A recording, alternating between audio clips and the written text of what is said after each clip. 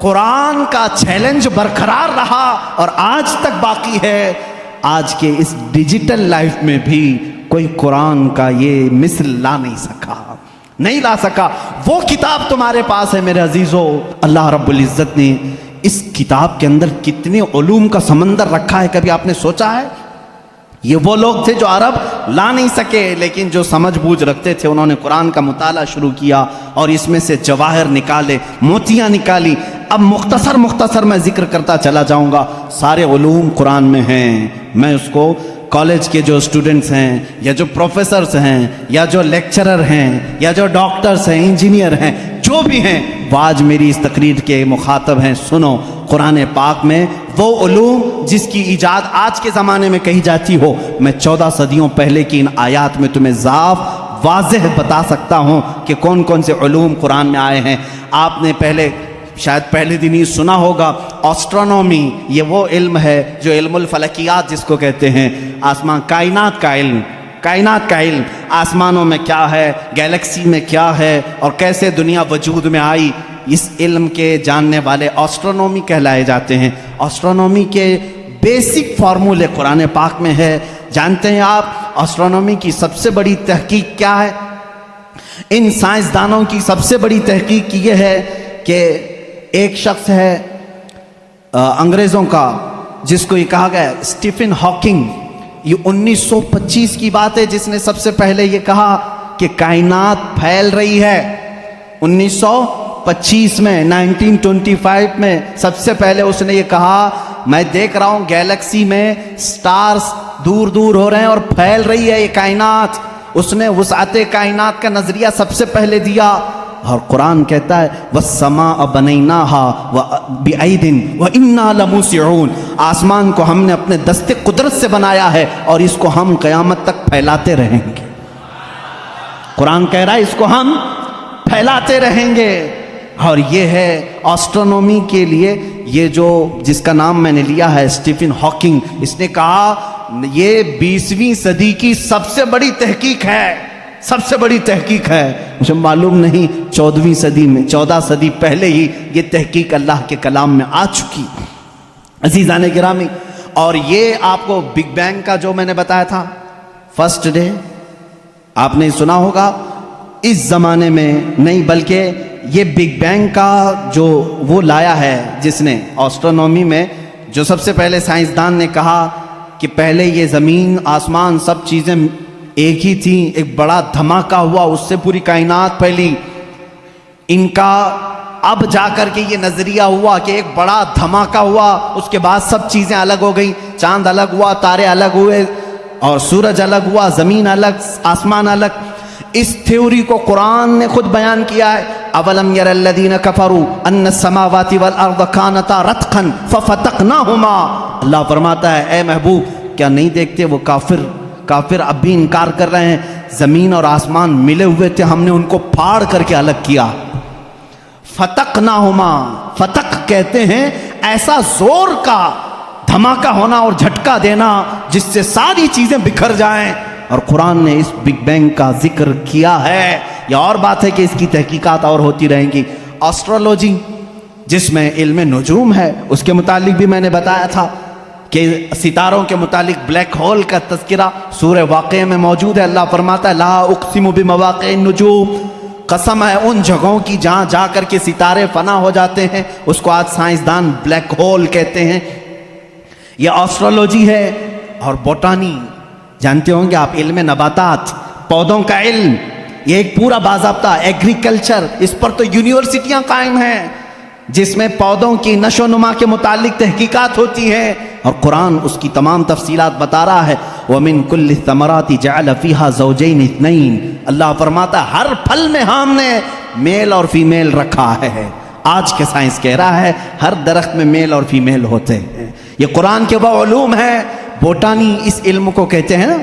آپ میرے پاس اسٹوڈنٹس ہوں گے کوئی ایگریکلچر کے، درختوں کے، پیڑ پودوں کے معاملات کے سلسلے میں قرآن کی ایک نہیں 10 آیتیں میں تمہارے سامنے پیش کروں گا. اس کے علاوہ زولوجی، ایسٹرولوجی کے علاوہ زولوجی جانوروں کا علم، حیوانات کا علم. اس علم پر بھی آج کروڑوں ڈالر خرچ کیے جاتے ہیں. زولوجی اور اینیملز کے اوپر ریسرچ کیے جاتے ہیں. زولوجی قرآن میں بیان ہے. تمہیں معلوم ہے وَمَا مِن دَابَّةٍ فِي الْأَرْضِ وَلَا طَائِرٍ يَطِيرُ بِجَنَاحِهِ إِلَّا أُمَمٌ أَمْثَالُكُمْ. ایک سائنسدان ہے, اس سائنسدان کا نام میں تذکرہ نہیں کر رہا ہوں, اس نے سب سے پہلے کہا جانوروں میں بھی انسانوں جیسی کچھ عادتیں ہیں, میں نے ان پر تحقیق کی ہے. اس سائنسدان نے کہا. اور رب تعالیٰ فرماتا ہے زمین میں کوئی جانور ایسا نہیں اور اڑنے والے پرندوں میں کوئی ایسا نہیں, الا امم امثالکم, وہ سب کے سب تمہارے جیسی سوسائٹی رکھتے ہیں, تمہارے جیسی سوسائٹی. ان کے خاندان ہوتے ہیں, ان کے اپنی برادریاں ہوتی ہیں, ایک ہی خاندان کے ساتھ اڑتے ہیں, آتے ہیں, جاتے ہیں. یہ پرندوں کا معاشرتی معاملہ یہ زولوجی کہلاتا ہے, آج کی تحقیق میں ہے اور قرآن میں موجود ہے. قرآن اس بات کو پہلے بتا چکا ہے. صرف پرندوں کی بات نہیں میرے عزیزوں, اس کے علاوہ جو اور بھی اس میں ہے. قرآن پاک میں چونٹیوں کا علم, ایک سائنسدان ہے, اس نے کہا ہے کہ چونٹیاں بات کرتی ہیں ایک دوسرے کو, اور یہ سب ایک دوسرے کے کانٹیکٹ میں آ کر کے ہی کام کرتی ہیں. اور قرآن کہہ رہا ہے سورہ نمل پوری چونٹیوں کی سورہ ہے. اللہ تعالیٰ فرماتا حتی اذا اتوا علی واد النمل قالت نملۃ یا ایھا النمل ادخلوا مساکنکم. جب سلیمان علیہ السلام اپنے لشکر کے ساتھ سے گزر رہے تھے تو ایک چونٹیوں کی وادی کے پاس آپ آئے, تو اللہ فرماتا ہے چونٹیوں کی جو بڑی سردار تھی اس نے ساری چونٹیوں سے کہا یا ایھا النمل ادخلوا مساکنکم, اے چونٹیوں جلدی جلدی اندر داخل ہو جاؤ, کہیں سلیمان علیہ السلام کا لشکر تمہیں بے خبری میں روند نہ جائے. چونٹی بات کر رہی ہے اپنے تمام افسروں کو یا اپنے سپاہیوں کو, اور یہ قرآن کہہ رہا ہے. اور آج اس پر ریسرچ کرنے والے کو بہت بڑا انعام بھی دیا گیا ہے کہ چونٹیاں بات کرتی ہیں. یہ زولوجی میں آتا ہے, جانوروں پر ریسرچ کرنے والے. شہد کی مکھی پر ایک بندہ ہے جس نے ریسرچ کیا اور اس کو نوبل انعام ملا ہے, نوبل پرائز ملا ہے. اس کا نام واشوین اس طرح سے کچھ ہے, اس کو نوبل انعام ملا ہے. اس نے کہا یہ مکھی جو ہے جو چھتے پر آتی ہیں ان کے اندر ایک کمیونیکیشن ہوتا ہے, ان کے اندر ایک رئیس ہوتی ہے, ایک ملکہ ہوتی ہے, سردار ہوتی ہے. پہلے کے جو کتابیں ہیں شیکسپیئر کی کتابیں مشہور ہیں لٹریچر میں انگلش کے, شیکسپیئر کی کتابوں میں شہد کی مکھی کو مذکر بیان کیا گیا ہے, جیسے اس کے بہت سارے سپاہی ہوتے ہیں, ایک اس میں سردار ہوتا ہے مکھیوں میں.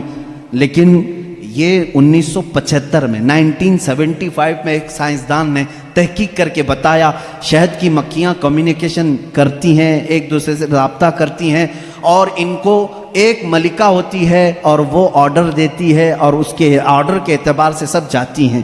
اور قرآن میں دیکھو رب تعالیٰ فرماتا ہے وَأَوْحَى رَبُّكَ إِلَى النَّحْلِ أَنِ اتَّخِذِ مِنَ الْجِبَالِ وَمِنَ الشَّجَرِ بُيُوتًا فَاسْلُكِي سُبُلَ رَبِّكِ ذُلُلًا يَخْرُجُ مِن بُطُونِهَا شَرَابٌ مُخْتَلِفٌ أَلْوَانُهُ فِيهِ شِفَاءٌ لِلنَّاسِ. اللہ فرماتا ہے تمہارے رب نے شہد کی مکھی کو یہ علم دیا ہے, اور شہد کی مکھی کا جو ورڈ یوز ہوا ہے عربی میں وہ مؤنث یوز ہوا ہے. اللہ قرآن میں فرماتا ہے مکھا نہیں مکھی. اب تک کہتے تھے کہ مکھی کا جو مذکر ہے وہ اس پہ سب چھتے پر لا کر جمع کرتے ہیں. 1975 میں زولوجی اس علم کی تحقیق کرنے والے ماہر سائنسدان نے بتایا نہیں, ساری مکھیاں اس میں سے جو رئیس ہوتی ہے وہ بھی مؤنث ہوتی ہے, اس کے جتنے افسر ہوتے ہیں وہ بھی مؤنث ہوتے ہیں. قرآن اس میں مؤنث کے صیغے استعمال کر کے فرما رہا ہے شہد کی مکھی رئیس اپنے ہم نواؤں سے کہتی ہے جاؤ پھولوں کو چوز کر کے لاؤ, وہ آرڈر دیتی ہے اور اس کے بعد وہ لا کر کے اپنے تھوک کو جمع کرتی ہیں. اب یہ بھی اس نے 1975 میں یہ بھی ایجاد کیا شہد کہاں سے نکلتا ہے, شہد کہاں سے نکلتا ہے. تو بعض لوگوں نے کہا وہ تھوک دیتی ہے منہ میں سے, اب تک تو یہی معلوم تھا تھوک دیتی ہے. کچھ لوگوں نے کہا نہیں وہ اپنے فضلات خارج کرتی ہے, جیسے پیشاب پخانہ ہوتے ہیں اس طرح سے وہ نکال دیتی ہے. 1975 میں ایک سائنسدان نے کہا نہیں, اس کی بیلی میں سے بیلی فیٹ جو ہوتا ہے پیٹ کی چربی یہاں سے نکلتا ہے. رب تعالیٰ فرما رہا ہے یخرج من بطونها, ہم شہد اس کے پیٹ کی چربی سے نکالتے ہیں. زولوجی کی یہ تحقیق 1975 میں ہوئی اور قرآن عظیم اس وقت فرما رہا ہے ہم شہد کی مکھی کے پیٹ میں سے نہایت ہی میٹھی غذا تمہارے لیے نکالتے ہیں، اس میں اللہ کی نشانیاں ہیں، اور خود مولا نے فرمایا شفاء للناس، اس میں پوری تمہارے لیے انسانوں کے لیے شفا ہے۔ اور اتنا ہی نہیں میرے عزیزو، یہ ڈنک مارے تو زہر ہے، لیکن اپنے شہد کے چھتے میں جا کر چھوڑ دے اپنے پیٹ کی غذا تو دنیا کی سب سے عظیم غذا ہے۔ ایک ہی چیز میں دو چیزیں ہیں، اور اس کے علاوہ جانوروں پر بہت سارے کہ اللہ تعالیٰ فرماتا افلا ينظرون الى الابل کیف خلقت، تم نہیں دیکھتے کہ اونٹوں کو اللہ نے کیسے پیدا کیا؟ تو زولوجی کے سے تعلق رکھنے والے اسٹوڈنٹ سے میں کہتا ہوں اونٹوں کی پیدائش پر تم بھی ریسرچ کرتے ہوں گے۔ آج تقریباً یہ کالجوں میں پڑھایا گیا ہے زولوجی کے اسٹوڈنٹس کو کہ تمام مخلوقات میں اونٹ کی تخلیق ایک سب سے الگ ہے، اس لیے کہ اس کے اندر ایسا مادہ ہے 1 مہینے تک بغیر کھائے پیے زندہ رہتا ہے، پانی جمع کر لیتا ہے، اور رب تعالیٰ فرما رہا ہے سارے جانوروں میں اس کی تخلیق الگ کی گئی ہے، تم نہیں دیکھتے اونٹوں کی طرف؟ قرآن پاک میں زولوجی کا ایک پورا چیپٹر مجھے الگ کر کے آپ کو بتانا پڑے گا، بہت ساری چیزیں، پرندوں کا علم، چیونٹیوں کا علم، حتیٰ کہ اللہ تعالیٰ نے مکڑی کے متعلق بھی بیان فرمایا، مکڑی کا جالا اتخذت بیتا وان اوہن البیوت لبیت العنکبوت۔ اللہ فرما رہا ہے دنیا کے گھروں میں سب سے کمزور گھر مکڑی کا ہوتا ہے۔ آج تحقیق تقریباً 1950 یا 60 کے بیچ میں ایک سائنسدان نے کہا کہ مکڑی جانوروں میں سب سے کمزور دل والی ہوتی ہے، اس لیے کہ یہ اپنے نر کو ہی مار دیتی ہے، اور قرآن کہہ رہا ہے اتخذ وان اوہن البیوت، بلکہ اللہ فرما رہا ہے سب سے کمزور گھر مکڑی کا ہوتا ہے، اور سب سے کمزور دل بھی اس کا ہوتا ہے۔ یہ زولوجی کے چیپٹرز ہیں، اگر اس کے بعد اور تھوڑا سا نکلو گے تو پھر میں اگر آپ کو آگے لے جاؤں میڈیسن کے بارے میں قرآن نے کیا کیا کہا ہے، بہت بڑا ایک طویل چیپٹر ہے میڈیسن، دوائیوں کے متعلق قرآن میں پورا علم موجود ہے۔ شہد کو ہی لے کر کے آج ریسرچ ہوئے ہیں، شہد کے اندر اللہ نے فرمایا فیہ شفاء للناس، اس میں لوگوں کے لیے شفا ہے۔ اور ورلڈ وار 2 کے ٹائم پہ، سیکنڈ ورلڈ وار کے درمیان اکثر زخمیوں کو شہد لگا کر کے صحیح کیا گیا۔ آج بھی جو جدید ترقی یافتہ کنٹریز ہیں ان کے ہاں شہد پر ریسرچ ابھی بھی چل رہا ہے، اور انہوں نے کہا ہے کہ اس میں وٹامن کے پایا جاتا ہے جو کسی دوسری چیز میں ہوتا ہی نہیں ہے، یہ زخموں کو بہت جلدی ختم کر دیتا ہے، اور زخموں پر فنگس آنے نہیں دیتا، انفیکشن آنے نہیں دیتا۔ رب فرما رہا ہے فیہ شفاء للناس، میڈیسن کا تذکرہ کیا قرآن میں نہیں ملتا؟ میڈیکل کے اسٹوڈنٹس اور اگر آگے آئیں تو میں ایمبریالوجی کے متعلق بتاؤں آپ کو۔ ایمبریالوجی کیا ہے؟ یہ علم الجنین، بچے کی ولادت کے جو معاملات ہوتے ہیں اس کو ایمبریالوجی کہتے ہیں۔ ڈاکٹرز ہوں گے وہ سمجھیں گے ہماری بات کو۔ ایمبریالوجی ایک پورا کا پورا علم ہے، اور انہی کی باتوں سے میں آپ کو بتاؤں۔ ایمبریالوجی میں کہا گیا ہے کہ سب سے پہلے پانی کا ایک قطرہ مرد کے نطفے سے گا کر ماں کے رحم مادر میں جمع ہوتا ہے۔ پہلے قرآن کی آیتیں پڑھو، وَلَقَدْ خَلَقْنَا الْإِنسَانَ مِنْ سُلَالَةٍ مِنْ طِينٍ ثُمَّ جَعَلْنَا النُّطْفَةَ عَلَقَةً فَخَلَقْنَا الْعَلَقَةَ مُضْغَةً فَخَلَقْنَا الْمُضْغَةَ عِظَامًا فَكَسَوْنَا الْعِظَامَ لَحْمًا۔ اللہ تعالیٰ نے اس آیت کو، اس طرح کی آیت کو 3 یا 4 مرتبہ انسان کی تخلیق کیسے ہوئی، رب فرماتا ہے اللہ تعالیٰ نے نطفے سے تمہیں پیدا کیا، نطفے سے۔ اچھا، میں ایک ڈاکٹر صاحب سے بات ہو رہی تھی، انہوں نے کہا پورا نطفہ جو ہوتا ہے انسان کا، منی جو مرد کی ہوتی ہے، اس میں ایک بار کی منی میں تقریباً 30 لاکھ سپم ہوتے ہیں، جو جراثیم جس کو کیڑا یہ لوگ کہتے ہیں، جو جا کر کے عورت کے اوم میں، یعنی اس کے بیضے ہوتے ہیں، انڈے ہوتے ہیں، اس میں ٹکراتا ہے اور جا کر کے فکس ہو گیا اگر ایک جراثیم، ایک کیڑا، ایک سپم کا، تو پھر بچے کی ولادت وہاں سے شروع ہوتی ہے۔ تو انہوں نے کہا کہ 30 لاکھ میں سے ایک ہی جاتا ہے، 30 لاکھ میں سے ایک ہی جاتا ہے۔ اور رب تعالیٰ کے اس کلام پر قربان جاؤ، اللہ فرماتا ہے سلالۃ من ماء مہین، کہ جب تم نطفہ ڈالتے ہو تو بہت سارے پانی میں سے جو اصل ہوتا ہے مولا اسی سے پیدا کرتا ہے۔ سلالہ کہتے ہیں سب سے قیمتی چیز، اس میں سے جو اصل ہے اسی سے پیدا کرتا ہے۔ 30 لاکھ اگر سپم میں جراثیم آئے ہوں، صرف ایک ہی سے پیدا کیا جاتا ہے۔ پھر اس کے بعد اللہ تعالیٰ نے فرمایا ہم اس کے ذریعے سے علقہ بناتے ہیں۔ علقہ کیا ہے؟ مدغہ کیا ہے؟ علقہ بستہ خون ہے، بستہ خون مطلب خون جیسے ہوتا ہے. میں نے ایک ڈاکٹر سے پوچھا اس میں ہی انٹرنیٹ پر, تو انہوں نے ایک تحقیق مجھے بھیجی کہ ایمبریالوجی کے شروع کے دنوں میں یہ ہوتا ہے کہ جیسے جونک ہوتی ہے نا, جونک کے کیڑا ہے, چپک جائے تو چھوڑتا نہیں ہے. تو القا قرآن میں ذکر ہے, میں اس پر پڑھ رہا تھا. القا جیسے چنگم والی چیز ہوتی ہے, چپکنے والی, اگر خون کے چپکنے والے حصہ کوئی بن گیا تو اس کو القا کہتے ہیں. اور آج ڈاکٹرز کہہ رہے ہیں نطفے کے بعد اگر سب سے پہلے بچے میں کچھ بنتا ہے تو وہ گم ٹائپ کا ایک خون بنتا ہے جس کو قرآن بتا رہا ہے. یہ ساری چیزیں سونوگرافی کے بعد معلوم ہوتی ہیں, اسکین کرنے کے بعد معلوم ہوتی ہیں. اور اس کے بعد مضغہ ہے, گوشت کا ایک لوتھڑا, اس میں اللہ تعالیٰ نے جو مضغہ لفظ استعمال فرمایا, اس کا مطلب کیا ہے یہ بھی ڈاکٹرز اس کی بھی تسلیم کریں گے.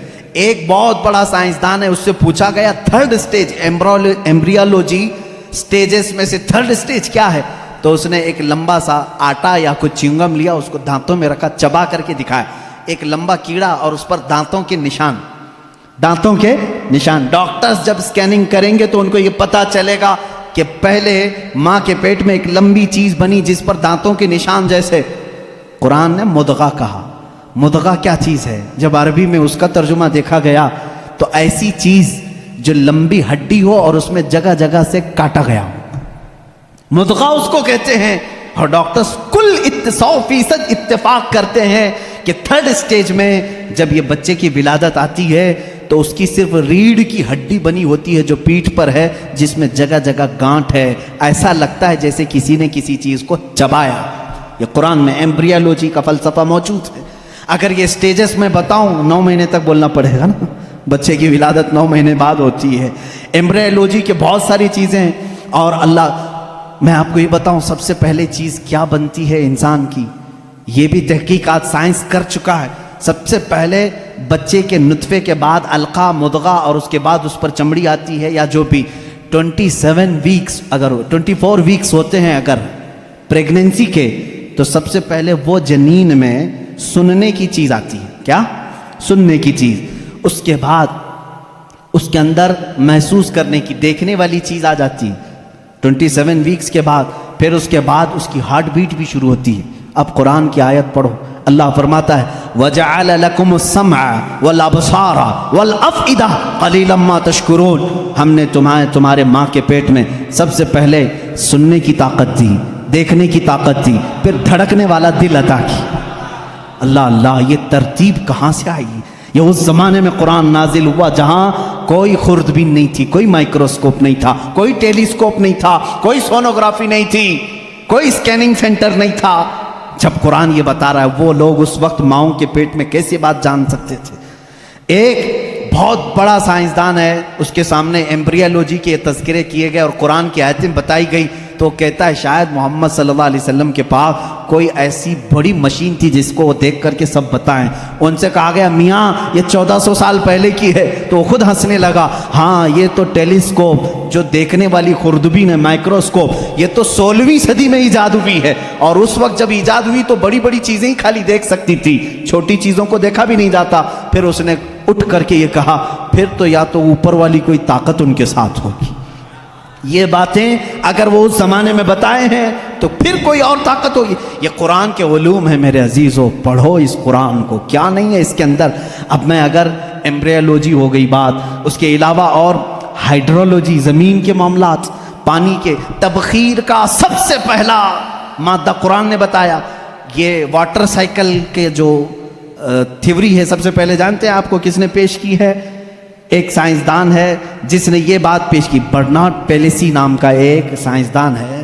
اس نے یہ تھیوری پیش کی کہ سمندر کا پانی گرمی سے سوکھتا ہے, آسمانوں میں جاتا ہے. سائنس میں ہم بھی اسکول میں پڑھے تھے, دھوپ میں پانی اڑ کر کے جاتا ہے, پھر جمع ہوتا ہے, پھر بارش میں آتا ہے. یہی ہے نا یہ واٹر سائیکل کا جو نظام ہے, ایواپوریشن اس کو کہتے ہیں.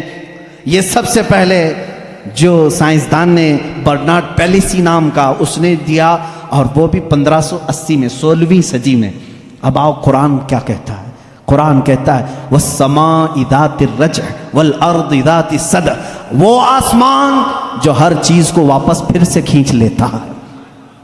پانی ہم برساتے ہیں اور پھر اس کو لوٹا دیتے ہیں. یہ ایواپوریشن کا، واٹر سائیکل کا جو مسئلہ ہے، یہ جو فنڈا ہے، یہ قرآن میں موجود ہے.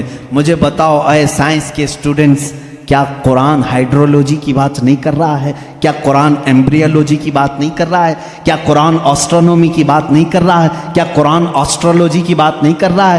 کیا قرآن بایولوجی کی بات نہیں کر رہا ہے؟ فزیولوجی کی بات کر رہا ہے. قرآن ہر فزیولوجی میں یہ دوران خون جو ہوتا ہے. ابھی آج ایک بچے نے مجھے سوال کیا فزکس پڑھنا کیسا ہے حضرت، اس میں الگ الگ تھیوریاں ہیں. میں اس کے لیے بھی بتا دوں، فزکس قرآن میں موجود ہے. فزکس کا ایک بہت بڑا فنڈا یہ ہے کہ ایٹم یہ تقسیم نہیں ہوتا. پہلے سے لوگوں کا خیال تھا ایک ذرہ ہوتا ہے. 14 صدیوں تک لوگ یہ مانتے تھے ایک لاسٹ کوئی چیز ہوگی، اس سے لاسٹ تو کوئی کچھ نہیں ہوگا نا. جیسے ذرہ، ایک چھوٹا سا ہلکا ذرہ، وہ نہیں تقسیم ہوگا. فزکس والوں نے یہ ثابت کیا نہیں، ذرہ بھی تقسیم ہوتا ہے، ایٹم کو بھی تقسیم کیا جا سکتا ہے، ڈیوائیڈ ہو سکتا ہے. یہ فزکس کا فنڈا ہے، یہ فزکس کی تھیوری ہے. اور قرآن کہتا ہے لا يعزب عنه مثقال ذرة في السماوات والارض ولا اصغر من ذلك ولا اکبر الا في کتاب مبین. اللہ فرماتا ہے ذرے کے برابر بھی کوئی چیز اللہ تعالیٰ قیامت کے دن چھوڑے گا نہیں. ہاں ذرے سے چھوٹی بھی ہو، ذرے سے بڑی بھی ہو. سب سے پہلے عرب میں قرآن نے یہ کہا ذرے سے چھوٹا، ایٹم سے بھی چھوٹی چیز ہو سکتی ہے. اور 14 صدیوں کے بعد فزکس والے کہہ رہے ہیں کہ ایٹم بھی تقسیم ہو سکتا ہے. یہ فزکس ہے جو قرآن پاک میں ہے. بہت سارے علوم ہیں میرے عزیزوں.